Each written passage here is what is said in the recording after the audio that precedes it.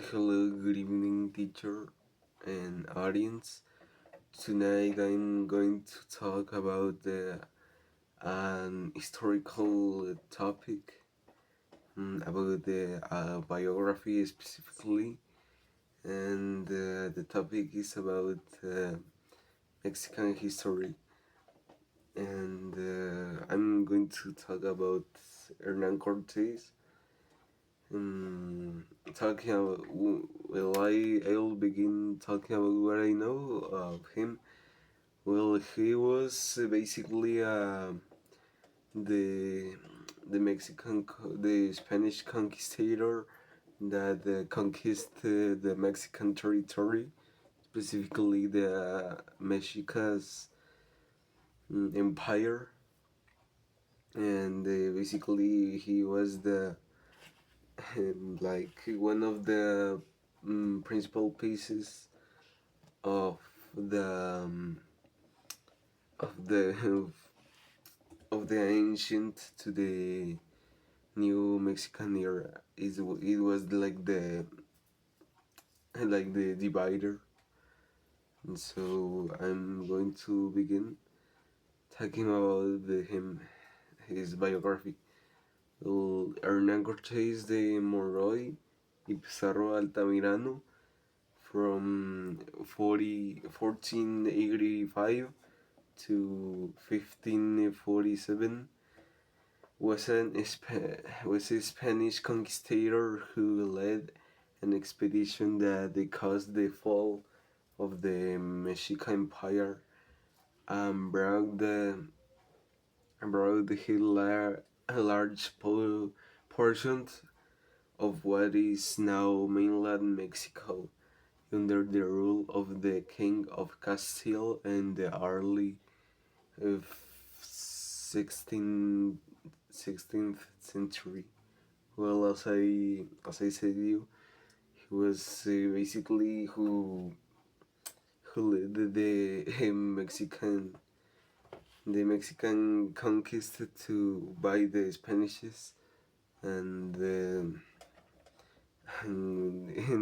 sadly instantly go to fall of the Mexican Empire. Well, I'll continue.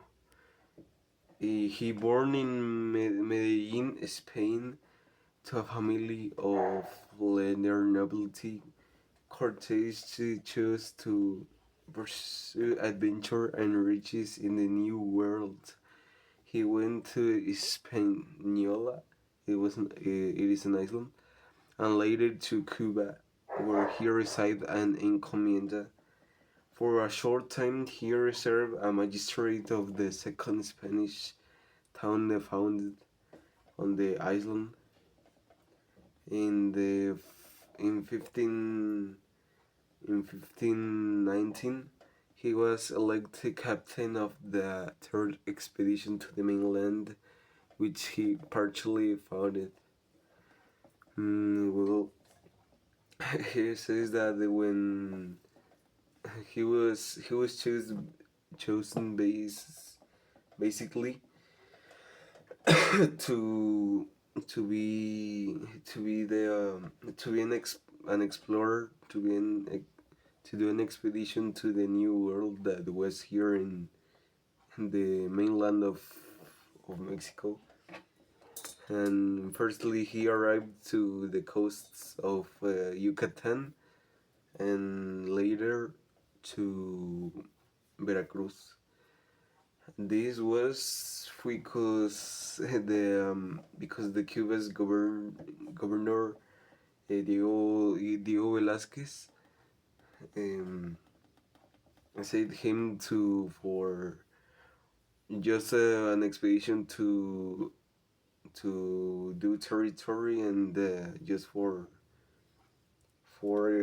caught also slaves and things and basic things to the to the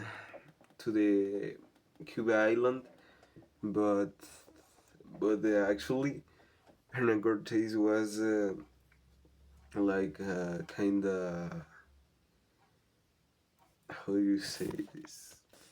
Hernán Cortés rebelled against him, and they started, as we know nowadays, the Mexican conquest had to basically to basically rule the territory, all the Mexican territory, and basically all of the land. I will continue. His enmity with the governor of Cuba, Diego Velázquez de Cuellar, resulted in the recall of the expedition at the last moment, an order which Cortés ignored. Arriving on the continent, Cortés executed a successful strategy of allying with some Mexican indigenous people against others. He also used a native woman, Malinche or Doña Marina, as an interpreter. She later gave birth to his first son, and in this part of the history, um, when when Hernán Cortés founded the Villa Rica of the Veracruz, some of the people of the Mexican natives gave him to Spanish women, and in that group of women there was the Malintzin of Doña Marina that helped them to as an interpreter, as he says, and the fact because she wasn't a literally translator was because she understand the Mayan, Spanish, and the Nahuatl, and so she didn't translate literally. She just as they interpret what those Mexicans want to say to Hernán Cortés in Spanish. So I will continue. And she later, says, she gave him birth to their first son, and was like the one of the first mixes between Spanish and indigenous Mexican. And I'll continue.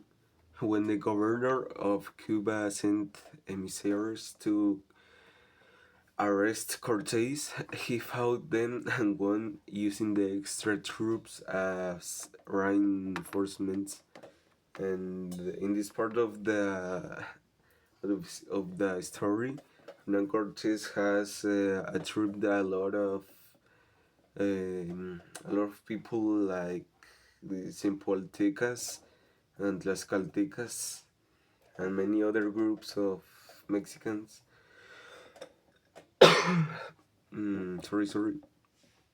And he actually in this part of the history also he has already gets to Tenochtitlan, and there led Pedro de Alvarado to vigilate the people there in the capital in Mexico, Tenochtitlan.